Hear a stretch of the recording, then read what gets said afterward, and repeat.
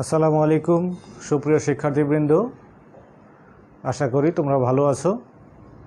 আমি মোহাম্মদ মাসুদ রানা, প্রভাষক হিসাব বিজ্ঞান বিভাগ, ঢাকা কলেজ, ঢাকা। আমার অনলাইন ক্লাসে তোমাদেরকে স্বাগতম। তোমরা যারা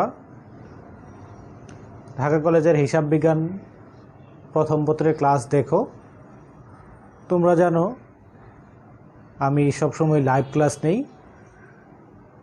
কিন্তু এখন করোনা মহামারী এবং লকডাউনের কারণে আমি বাসায় অবস্থান করছি।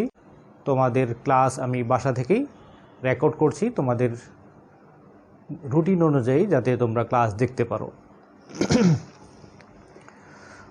তো তোমরা জানো যে আমাদের আজকের ক্লাস টপিক হচ্ছে হিসাব বিজ্ঞান প্রথম পত্র এর অধ্যায় 2 হিসাবের বৈসমূহ এর রিভিউ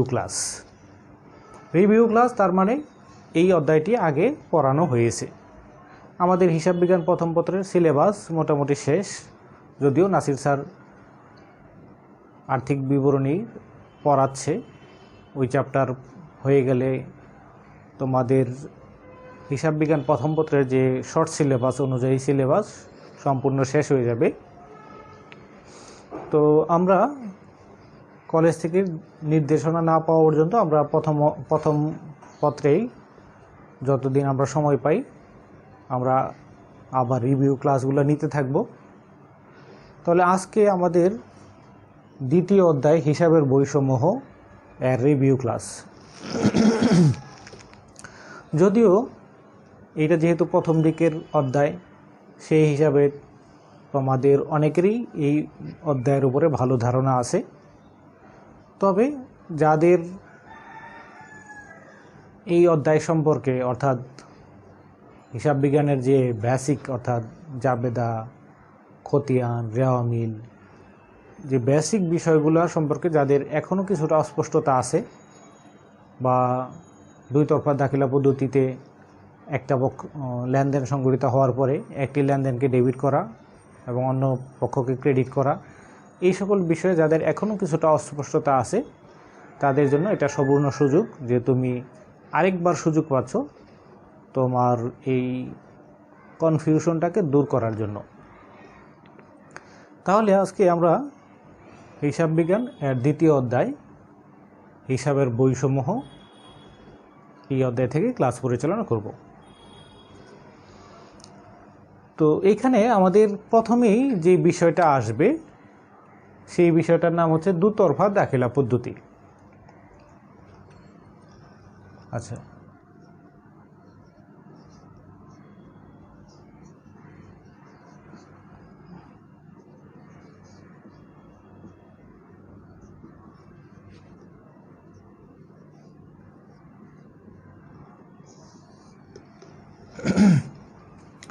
তাহলে এই দুতরফা দাখিলা পদ্ধতি এটা কী জিনিস মোটামুটি ধারণা অনেকেরই আছে, বা প্রায় সবারই আছে।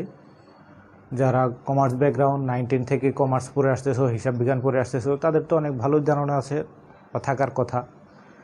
আর যারা 9-10-এ আর্টস বা সায়েন্স ব্যাকগ্রাউন্ড ছিল, ইন্টারমিডিয়েটে কমার্স নিছো, তাদেরও অনেকেরই বা বেশিরভাগই ধারণা হয়ে গেছে, কারণ এখন তোমরা অনেকটা ফার্স্ট ইয়ার শেষ, সেকেন্ড ইয়ারে ওঠার দ্বার প্রান্তে। তাহলে দুতরফা দাখিলা পদ্ধতি এটা কি জিনিস? আমরা কোনো একটা প্রতিষ্ঠানের কোনো একটা ঘটনা ঘটার পরে সেই ঘটনাটা কি লেনদেন কিনা সেটা আমরা আগে বিশ্লেষণ করি। আমরা জানি লেনদেন হওয়ার জন্য দুইটা শর্ত পূরণ করতে হয়, অর্থাৎ একটা ঘটনার মধ্যে যদি দুইটা বৈশিষ্ট্য পাওয়া যায় তখন ওই ঘটনাকে আমরা লেনদেন বলি। বৈশিষ্ট্য দুইটা হচ্ছে ওই ঘটনাটা কি টাকার অঙ্কে পরিমাপযোগ্য কিনা, আর দ্বিতীয় নম্বর হচ্ছে ওই ঘটনার কারণে আমার প্রতিষ্ঠানের আর্থিক অবস্থার পরিবর্তন হয়েছে কিনা।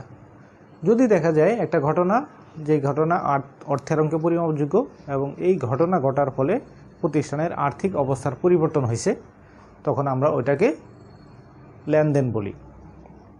আর কোনো প্রতিষ্ঠানে কোনো লেনদেন সংগঠিত হওয়ার পর সেই লেনদেনের কে বিশ্লেষণ করে দুটি পক্ষ নির্ণয় করা এবং সেই দুটি পক্ষের মধ্যে থেকে একটি পক্ষকে ডেবিট করা এবং অপর পক্ষকে সমপরিমাণ টাকা দ্বারা ক্রেডিট করা এবং এইভাবে হিসাবের খাতায় লিপিবদ্ধ করাকে দুতরফা দাখিলা পদ্ধতি বলে। এখন এই দুতরফা দাখিলা পদ্ধতি কবে থেকে শুরু হলো তোমরা মোটামুটি জানো যে 1494 সালে লুকা পেসিওলি নামে ইতালির একজন গণিত শাস্ত্রবিদ এবং ধর্মযাজক তিনি একটি বই লিখেন, যে বইটির নাম ছিল সুম্বা ডি অ্যারিথমেটিকা জিওমেট্রিকা প্রপোর্শন এট প্রপোর্শনালিটা। তাহলে এই সুম্বা ডি অ্যারিথমেটিকা জিওমেট্রিকা প্রপোর্শন এট প্রপোর্শনালিটা এই বইয়ে লুকা পেসিওলি এই দুতরফা দাখিলা পদ্ধতি সম্পর্কে প্রথম ধারণা দেন। অর্থাৎ 1494 সালে আমাদের দুতরফা দাখিলা পদ্ধতির হাতেখড়ি বা এই ধারণাটার উদ্ভব।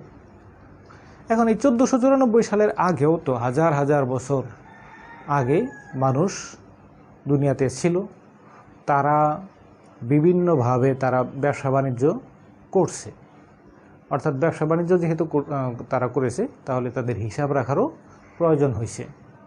তাহলে তারা কিভাবে হিসাব রাখছে অর্থাৎ 1494 সালের আগে তো এই দুতরফা দাখিলা পদ্ধতির কোনো অস্তিত্ব বা ধারণা দুনিয়াতে বিরাজমান ছিল না। তাহলে হিসাব বিজ্ঞান এর উৎস, এর শুরু, এটা কিন্তু আসলে একেবারে মানব জাতির ইতিহাস যখন থেকে শুরু, আমাদের হিসাব বিজ্ঞানের ইতিহাস তখন থেকে শুরু। কারণ মানুষ যখন থেকে দুনিয়াতে বসবাস করা শুরু করছে তখন থেকে হিসাব নিকাশও শুরু হয়েছে। কারণ হিসাব নিকাশ ছাড়া একেবারে কোনো হিসাব নাই, তখন আসলে দুনিয়াতে চলা সম্ভব না।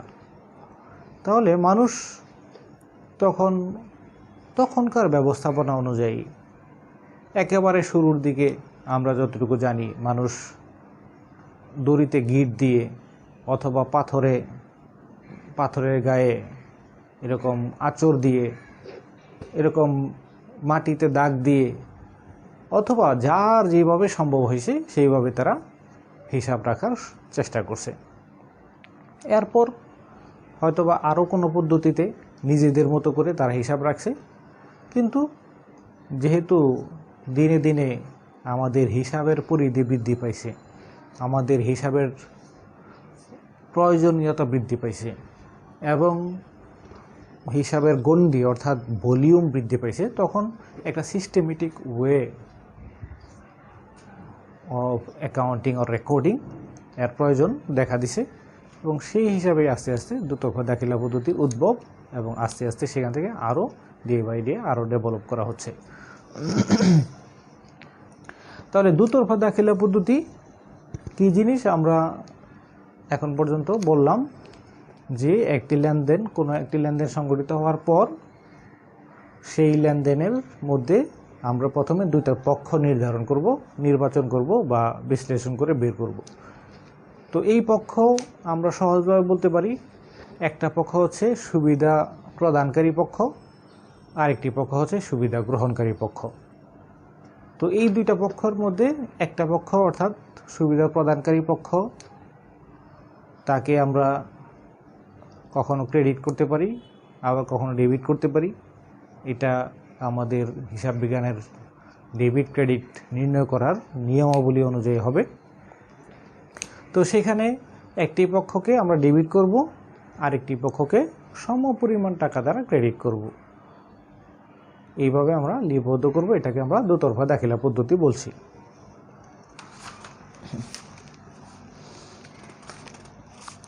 তাহলে দুতরফা দাখিলা পদ্ধতিতে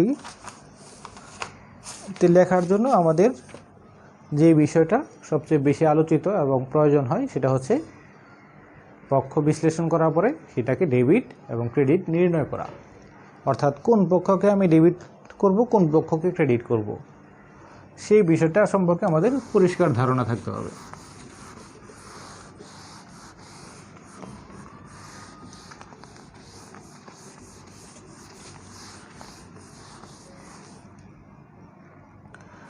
তাহলে হিসাব বিজ্ঞানে ডেবিট এবং ক্রেডিট করার নিয়ম কি, এইটা আমরা এখন দেখব।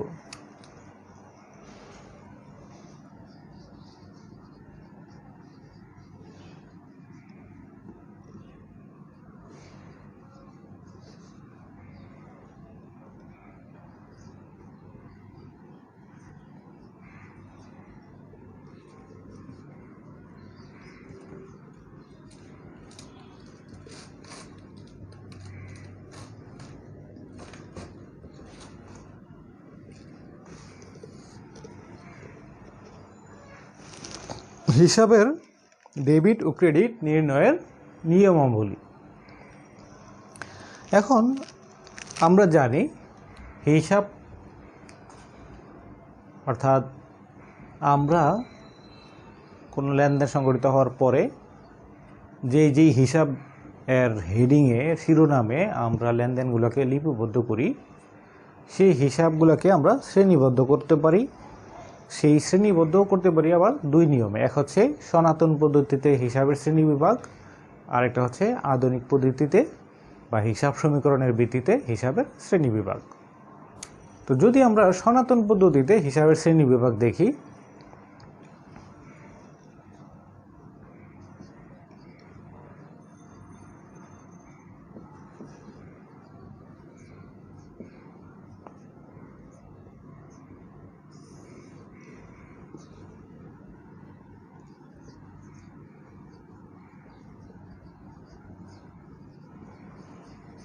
ব্যক্তিবাচক হিসাব,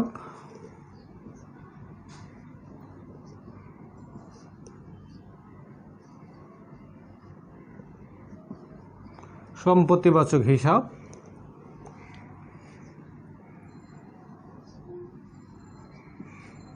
নামিক হিসাব।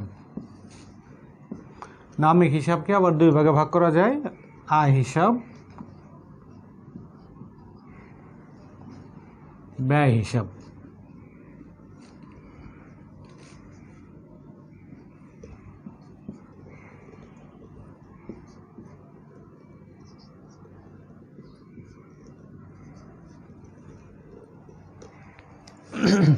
তাহলে আমরা হিসাব বিজ্ঞানে যে সকল শিরোনামে আমরা লেনদেনগুলোকে লিপিবদ্ধ করি, সেই শিরোনামগুলোকে আমরা বলি হিসাব। আর এই হিসাবগুলোকে আমরা যদি শ্রেণী বিভাগ করি, তাহলে আমরা হিসাবকে শ্রেণী বিভাগ করতে পারি প্রথমত তিন ভাগে। এক নম্বর হচ্ছে ব্যক্তিবাচক হিসাব, দুই নম্বর হচ্ছে সম্পত্তিবাচক হিসাব, তিন নম্বর হচ্ছে নামিক হিসাব। নামিক হিসাবকে আবার দুই ভাগে ভাগ করা যায়, আয় হিসাব, ব্যয় হিসাব। এখন আমরা যখন হিসাব এর শ্রেণী বিভাগ করব, এই হিসাবগুলোকে আমরা এখন ডেবিট এবং ক্রেডিট নির্ণয় করব কিভাবে। ব্যক্তিবাচক হিসাবের ক্ষেত্রে অর্থাৎ ব্যক্তি বা প্রতিষ্ঠান উভয়ই ব্যক্তিবাচক হিসাবের আওতায়, যেমন রহিম হিসাব, করিম হিসাব, জামান হিসাব, অথবা জামান ট্রেডার্স হিসাব, অথবা XYZ এন্টারপ্রাইজ হিসাব, অথবা বেক্সিমকো ফার্মাসিউটিক্যালস হিসাব, অথবা ইউনিলিভার বাংলাদেশ হিসাব। অর্থাৎ ব্যক্তি অথবা প্রতিষ্ঠান সবই হচ্ছে ব্যক্তিবাচক হিসাবের আওতায়। তখন এই কোনো লেনদেনের মাধ্যমে যদি এই ব্যক্তি সুবিধা গ্রহণ করে, তখন সেই ব্যক্তিবাচক হিসাবটাকে আমরা ডেবিট বলবো। আর যদি সেই ব্যক্তি সুবিধা প্রদান করে, তখন সেই ব্যক্তি বা প্রতিষ্ঠানটাকে আমরা ক্রেডিট করব। তাহলে ব্যক্তিবাচক হিসাবের ক্ষেত্রে ব্যক্তি যদি সুবিধা গ্রহণ করে তাহলে ডেবিট, সেই ব্যক্তিবাচক হিসাবটা। আর যদি যদি ব্যক্তি সুবিধা প্রদান করে, তখন সেই ব্যক্তিবাচক হিসাবটাকে আমরা ক্রেডিট করব। তাহলে আমরা দেখলাম এখানে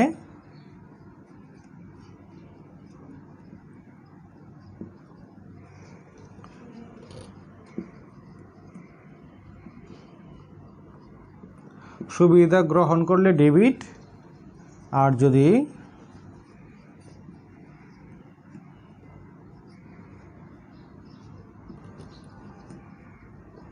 সুবিধা প্রদান করলে ক্রেডিট হবে। যেমন আমরা যদি বলি যে রহিমের নিকট থেকে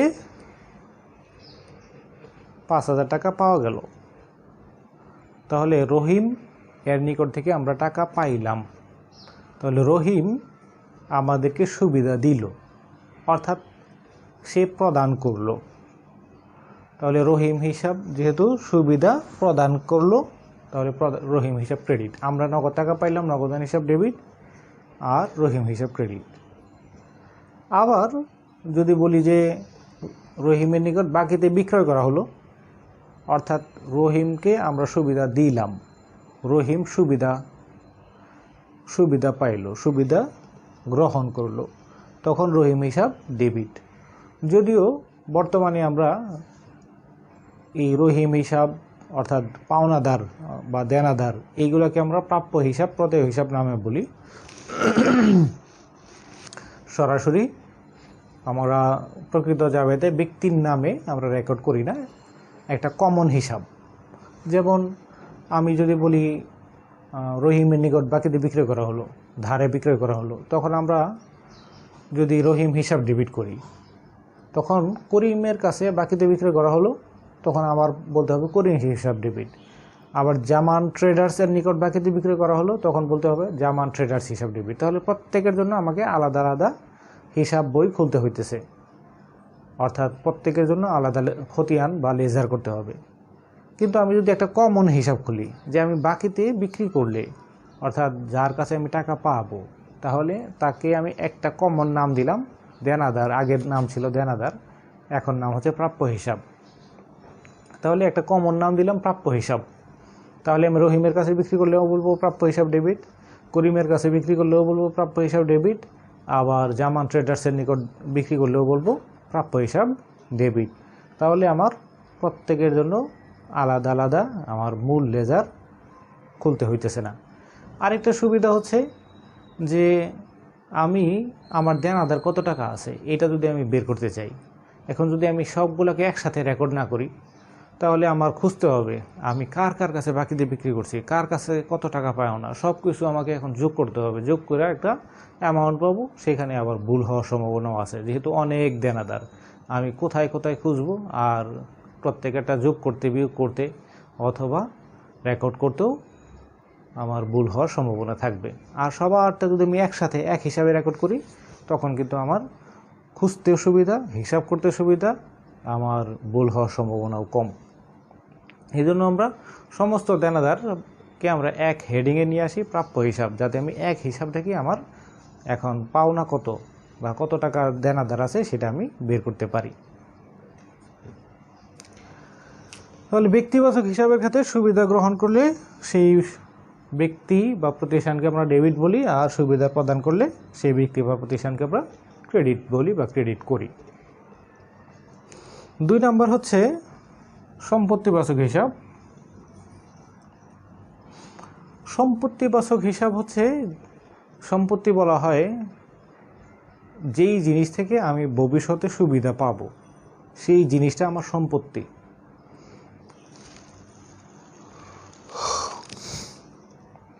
তাহলে সম্পত্তি আমি ভবিষ্যতে ব্যবহার করতে পারবো, অথবা এখান থেকে আমি বেনিফিট পাবো। তাহলে সম্পত্তি যত বাড়বে তত আমি সেটাকে ডেবিট বলবো, আর সম্পত্তি যদি কমে তখন সম্পত্তিকে আমি ক্রেডিট করব। তাহলে সম্পত্তি বৃদ্ধি পেলে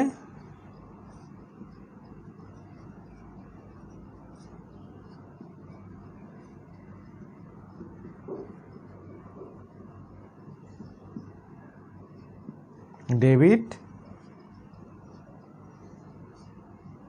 সম্পত্তি হ্রাস পেলে ক্রেডিট। তাহলে সম্পত্তি তো অনেক ধরনের সম্পত্তি আছে আমার, যেমন দালান কোঠা এটাও একটা সম্পত্তি, আমার আসবাবপত্র এটাও সম্পত্তি, ভূমি এটাও সম্পত্তি, যন্ত্রপাতি এটাও সম্পত্তি, এছাড়াও নগদ টাকা এটাও আমার সম্পত্তি, আমার ইনভেন্টরি অর্থাৎ মজুদ পণ্য সেটাও সম্পত্তি। তাহলে আমার অনেক ধরনের সম্পত্তি আছে। তো যে কোনো সম্পত্তি যদি কোনো লেনদেনের কারণে বাড়ে তাহলে সেই স্পেসিফিক সম্পত্তিটাকে আমরা ডেবিট করব। সরি। তো তাহলে আমরা যেমন ওইখানে আমরা সমস্ত দেন আদারগুলোকে একটা কমন হিসাবে নিয়ে আসছিলাম, এখানে কিন্তু সমস্ত সম্পত্তিকে আমরা কোনো কমন হিসাবে নিয়ে আসবো না। যে আমার যন্ত্রপাতি বাড়লো, আমি বললাম সম্পত্তি হিসাব ডেবিট। আমার দালান কোঠা বাড়লো, আমি বললাম দালান কোঠা সম্পত্তি হিসাব ডেবিট। অথবা নগদ টাকা বাড়লো, আমি বললাম সম্পত্তি হিসাব ডেবিট। এরকম কোনো কমন সম্পত্তি হিসাবে কিন্তু আমরা নিয়ে আসবো না। এখানে প্রত্যেকটা সম্পত্তি ইন্ডিভিজুয়ালি আলাদা আলাদাভাবে রেকর্ড হবে। দালান কোঠা বাড়লে দালান কোঠা আমার সম্পদ, দালান কোঠা ডেবিট। যন্ত্রপাতি বাড়লে যন্ত্রপাতি আমার সম্পদ, যন্ত্রপাতি ডেবিট। এইভাবে নগদ টাকা আমার সম্পদ, নগদ টাকা বাড়লে নগদান হিসাব ডেবিট। যে কোনো সম্পত্তি বাড়বে ওই স্পেসিফিক সম্পত্তির নামে আমি ডেবিট করব। আর যে কোনো সম্পত্তি কমবে সেই সম্পত্তির স্পেসিফিক সম্পত্তির নামে আমি ক্রেডিট করব। যেমন দালান কোঠা যদি আমার বিক্রি করি তাহলে দালান কোঠা ক্রেডিট হবে। আমি যদি যন্ত্রপাতি বিক্রি করি তাহলে যন্ত্রপাতি ক্রেডিট হবে। নগদ টাকা যদি কমে যায় তাহলে নগদান হিসাব ক্রেডিট হবে। তাহলে সম্পত্তির ক্ষেত্রে যেই সম্পত্তি আমার বৃদ্ধি পাবে সেই সম্পত্তিটাকে ডেবিট করব, যেই সম্পত্তি হ্রাস পাবে সেই সম্পত্তির নামে ক্রেডিট করব। তাহলে ব্যক্তিবাচক হিসাব এবং সম্পত্তিবাচক হিসাব হইল। এরপরে নামিক হিসাব। তাহলে নামিক হিসাবে আমরা দুই ধরনের হিসাব পাই, একটা হলো আয় হিসাব আর একটা হচ্ছে ব্যয় হিসাব। তাহলে আয় যদি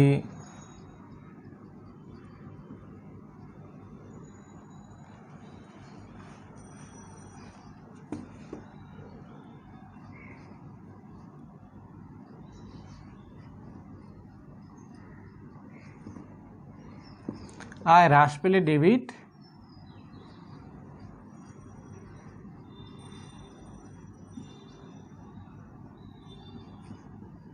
আর আয় যদি বৃদ্ধি পায় তাহলে ক্রেডিট। তাহলে এখানে দেখো সম্পত্তি বৃদ্ধি পাইলে ডেবিট, আর আয়ের ক্ষেত্রে আয় হ্রাস পেলে ক্রেডিট। আয় যদি বৃদ্ধি পায় তাহলে ক্রেডিট, আর সম্পত্তির ক্ষেত্রে সম্পত্তি হ্রাস পেলে ক্রেডিট, আয়ের ক্ষেত্রে আয় হ্রাস পেলে ডেবিট। তাহলে যেমন মনে করো আমার আয়, আমি বলতে পারি আমার বিক্রয় একটা আয়। তাহলে বিক্রয় যদি বৃদ্ধি পায় তাহলে বিক্রয় হিসাব হবে ক্রেডিট, আর বিক্রয় যদি হ্রাস পায় বিক্রয় হিসাব ডেবিট। এরকম আমার যদি অন্য কোনো আয় হয়, যেমন আমার সেবা আয়, অথবা আমার ব্যাংক জমা সুদ, অথবা বিনিয়োগ সুদ, অথবা শিক্ষানবিশ চালামি, যে কোনো আয় হবে সেই আয়ের নামে আমি ক্রেডিট করব। আর কোনো কারণে যদি আয় কমে তাহলে সেই আয়টাকে আমি ডেবিট করব।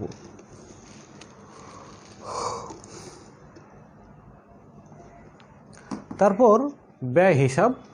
ব্যয় হিসাবের ক্ষেত্রে আমার আয়ের উল্টা ব্যয়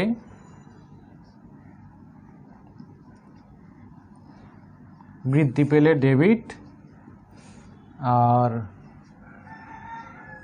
ব্যয় হ্রাস পেলে ক্রেডিট। কোনো লেনদেনের দ্বারা যদি আমার কোনো ব্যয় বৃদ্ধি পায় তাহলে সেই ব্যয় হিসাবটাকে ডেবিট করব। যেমন আমি বেতন প্রদান করলাম, তাহলে বেতন আমার একটা ব্যয়, তখন ব্যয় হিসাব অর্থাৎ বেতন হিসাব ডেবিট হবে। এখানে ব্যয় বলতে কিন্তু আলাদা কোনো হিসাব হবে না, কমন কোনো হিসাব নেই যে আমার সমস্ত ব্যয়কে আমি সেই ব্যয় হিসাবে ঢুকাবো, সেরকম না। আমার বেতন একটা ব্যয়, আমার কমিশন প্রদান একটা ব্যয়, আমার ভাড়া একটা ব্যয়, আমার শিক্ষানবিশ ভাতা একটা ব্যয়, এরকম আমার ক্রয় একটা ব্যয়। তাহলে আমার যত ব্যয় হবে সেই ব্যয়ের নামে আমি ডেবিট করব। ক্রয় করলাম তো ক্রয় হিসাব ডেবিট, বেতন দিলাম তো বেতন হিসাব ডেবিট, ভাড়া দিলাম ভাড়া হিসাব ডেবিট। আর কোনো কারণে যদি ব্যয় হ্রাস পায় তাহলে সেই ব্যয় হিসাবটাকে তখন আমরা ডেবিট করব। যেমন আমি বললাম যে ভাড়া দিলাম আমি 12 মাসের জন্য 12,000 টাকা। তো আমি কি করলাম, এখন ভাড়া হিসাব প্রথমেই ডেবিট করলাম 12,000 টাকা। কিন্তু বছর শেষে দেখা গেল যে আমার 6 মাস অতিক্রান্ত হয়েছে, আরও 6 মাস অগ্রিম আছে। তখন আমি এই যে ব্যয় দেখাইছিলাম 12,000 টাকা, এখন দেখতেছি আসলে ব্যয় আমার 12,000 টাকা না, আমার ব্যয় হবে 6,000 টাকা। তার মানে ব্যয়কে আমার কমাইতে হবে। আমি 12,000 টাকা ব্যয় দেখাইছিলাম, এখন ব্যয়টাকে কমাই দিতে হবে। তাহলে সেই যে ভাড়া দেখাইছিলাম, আমি ভাড়া হিসাব ডেবিট করছিলাম 12,000, এখন ভাড়া হিসাবটাকে আমি ক্রেডিট করে দেবো 12,000, ক্রেডিট করে দেবো 6,000। তাহলে অগ্রিম ভাড়া হিসাবে ডেবিট করব 6,000, ভাড়া হিসাব ক্রেডিট করব 6,000। অর্থাৎ ভাড়া দেখাইছিলাম 12,000, সেই ভাড়াটাকে আমি কমাইতেছি, অর্থাৎ আমার ভাড়া ব্যয় হবে আসলে 6,000। এই জন্য আমি ভাড়া ব্যয়টাকে ক্রেডিট করে দেব 6,000। তাহলে আমাদের ব্যয় বৃদ্ধি পেলে সেই ব্যয়টাকে আমরা ডেবিট করব, আর ব্যয় হ্রাস পেলে সেই ব্যয়টাকে আমরা ক্রেডিট করব। তাহলে সনাতন পদ্ধতিতে হিসাবের শ্রেণী বিভাগ আমরা প্রথমে 3 ভাগে ভাগ করলাম: ব্যক্তিবাচক হিসাব, সম্পত্তিবাচক হিসাব, নামিক হিসাব। তো নামিক হিসাবকে আবার 2 ভাগে ভাগ করা যায়: আয় হিসাব, ব্যয় হিসাব। এখন এই সনাতন পদ্ধতিতে হিসাবের ডেবিট ক্রেডিট নির্ণয় করার পদ্ধতি হচ্ছে ব্যক্তিবাচক হিসাবের ক্ষেত্রে ব্যক্তি যদি সুবিধা গ্রহণ করে তাহলে ব্যক্তিকে বা সেই প্রতিষ্ঠানকে ডেবিট করব, ব্যক্তি যদি সুবিধা প্রদান করে তখন ব্যক্তিকে বা সেই প্রতিষ্ঠানকে ক্রেডিট করব। সম্পত্তির ক্ষেত্রে সম্পত্তি যদি বৃদ্ধি পায় তাহলে সম্পত্তিটাকে ডেবিট করব, সম্পত্তি হ্রাস পেলে ক্রেডিট করব। নামিক হিসাবে আয়ের ক্ষেত্রে আয় হ্রাস পেলে ডেবিট, আয় বৃদ্ধি পেলে ক্রেডিট। আর ব্যয়ের ক্ষেত্রে ব্যয় বৃদ্ধি পেলে ডেবিট, ব্যয় হ্রাস পেলে ক্রেডিট। তো আয় সাধারণত আমার বৃদ্ধি পাবে, এইটাই সবসময় হয়। তবে কখনো কখনো যদি কোনো কারণে হ্রাস করতে হয়, অর্থাৎ আগে বেশি দেখাই দিছি এখন কমাইতে হবে, তখন আমার সাধারণত ডেবিট হয় বা কমাইতে হয়। আর ব্যয় সাধারণতই সবসময় ডেবিট হয়, কারণ ব্যয় হইলেই ডেবিট। আর কখনো যদি এমন হয় যে আমি আগে ব্যয়টা বেশি দেখাইছি, এখন ব্যয়টাকে কমাই দিতে হবে, তখন ব্যয় হ্রাস ক্রেডিট হবে। তাহলে এই ছিল আমার সনাতন পদ্ধতিতে হিসাবের শ্রেণীবিভাগ। এখন আমরা যদি আধুনিক পদ্ধতিতে হিসাবের শ্রেণীবিভাগ দেখি,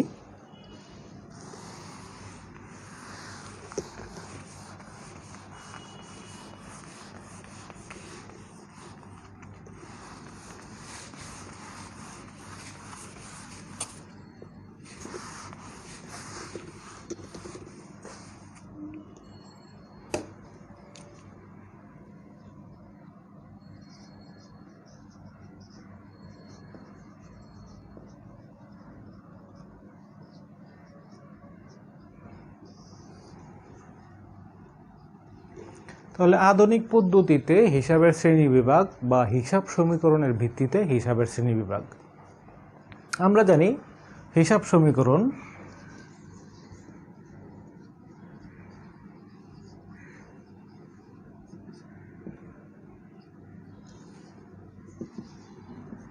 A = L + OE। এ হচ্ছে অ্যাসেট, L হচ্ছে লায়াবিলিটিস, OE ওনার্স ইকুইটি আমরা জানি। এখন এটাকে আমরা যদি একটু এক্সটেন্ড করি তাহলে A = L + C + R -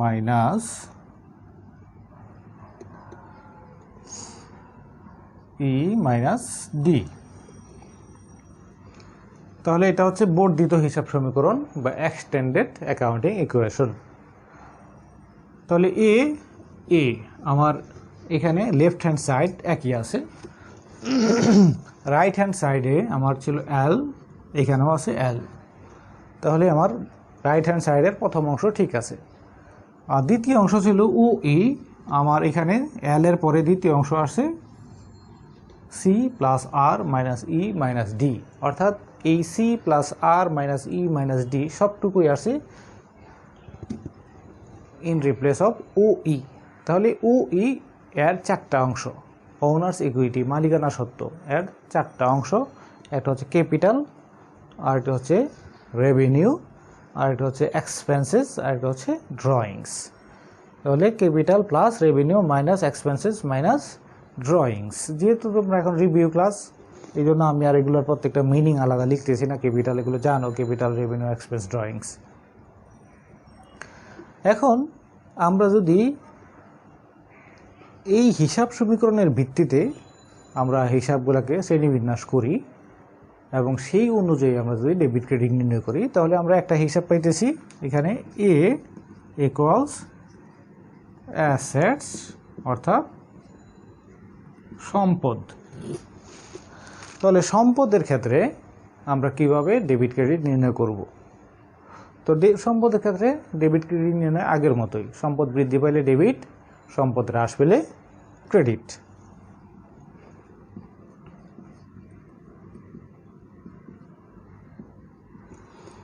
আচ্ছা, আমি এখন এটাকে সহজভাবে এবং তাড়াতাড়ি লেখার জন্য আমরা একটু সাইন ইউজ করব।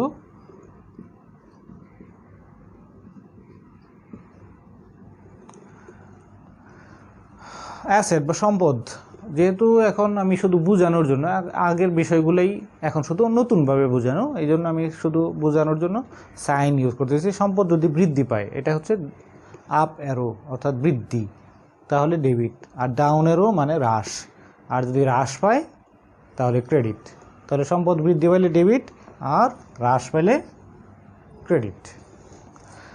তারপর দ্বিতীয় নম্বর আমরা পাচ্ছি দায়, আমরা এখান থেকে লিখি এল,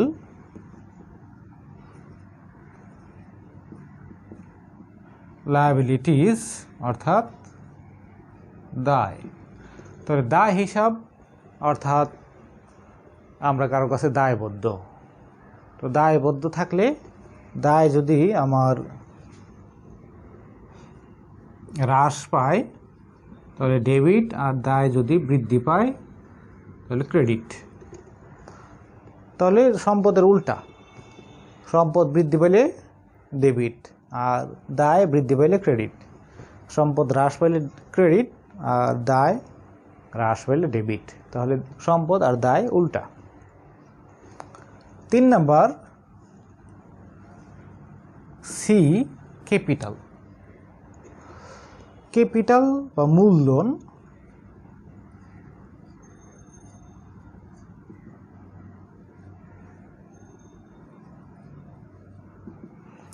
তাহলে মূলধন যদি আমার মানে আগের মতোই, মূলধন হ্রাস পাইলে ডেবিট আর বৃদ্ধি পাইলে ক্রেডিট। তারপর রেভিনিউ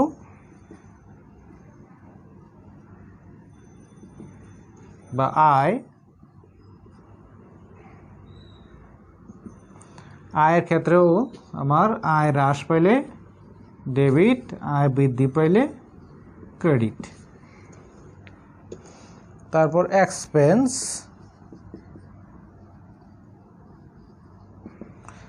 বা ব্যয়,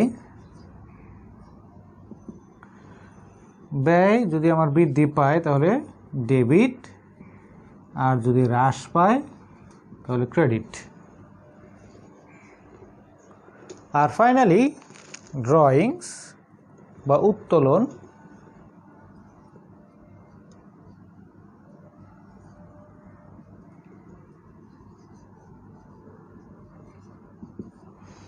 উত্তোলন বৃদ্ধি পাইলে ডেবিট আর হ্রাস পাইলে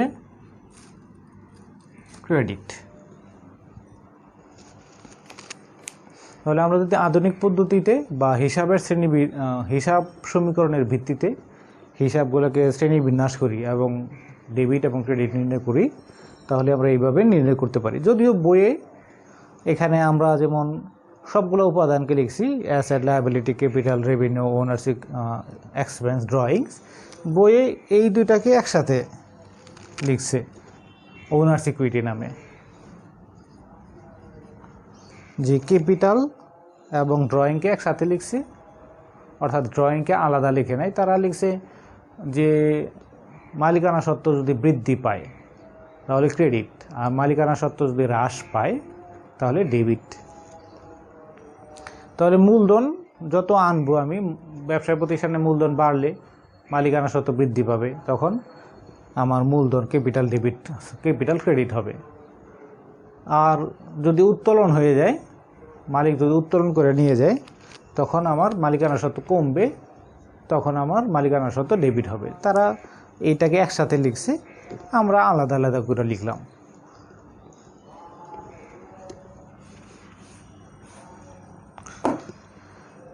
আচ্ছা, তাহলে আমরা আজকের ক্লাসে দুতরফা দাখিলা পদ্ধতি কি, কখন এটা উৎপত্তি, এবং দুতরফা দাখিলা পদ্ধতির ভিত্তিতে হিসাবগুলোকে আমরা কীভাবে শ্রেণীবিন্যাস করতে পারি, এবং সেই হিসাবগুলোকে কিভাবে আমার ডেবিট এবং ক্রেডিট নির্ণয় করতে হবে, সনাতন পদ্ধতি এবং আধুনিক পদ্ধতি আলাদা আলাদাভাবে আমরা আলোচনা করলাম। আজকে এই পর্যন্তই। তোমরা নিয়মিত পড়াশোনা করবা, সুস্থ থাকার চেষ্টা করবা, স্বাস্থ্যবিধি মেনে চলবা, এবং আল্লাহর কাছে দোয়া করবা যাতে আমরা খুব শীঘ্রই এই করোনাকালীন সংকটময় মুহূর্ত থেকে উত্তরণ করে আমরা আবার ক্লাসরুমে ফিরে আসতে পারি এবং আমরা একসাথে ক্লাস নিতে পারি। সেই প্রত্যাশায় আসসালামু আলাইকুম ওয়া রাহমাতুল্লাহ।